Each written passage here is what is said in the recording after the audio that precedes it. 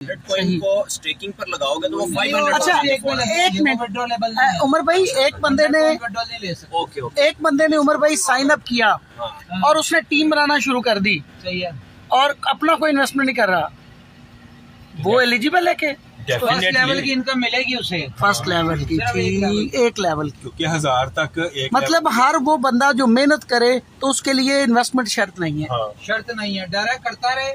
सही है। अगर टीम इनकम लेनी है तो उसको कुछ ना कुछ करना पड़ेगा। ठीक। तो यार ये देख लो कितनी बड़ी अपॉर्चुनिटी है आपकी लाइफ के अंदर आने वाली। बिल्कुल शुरू है, बाकी हाँ। करके खा ले, कम से कम फर्स्ट लेवल पर मेहनत करके तो अपने 1000 से प्लस कर लो और थर्ड लेवल तक अपने प्रॉफिट को ले जाओ।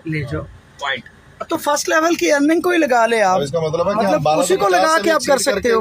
अगर देखिए तो उसमें पोटेंशियल चार्ट देखे आपने, कमाल है। आखिरी महीना जो है ना 500 पता नहीं कितने % मिलेगा, यानी कि किसी ने 1000 लगाया ना, $1000 तो 16वें महीने में उसको $5 लाख मिलेगा तकरीबन। कमाल है, कमाल, आउटस्टैंडिंग प्रोजेक्ट, जबरदस्त।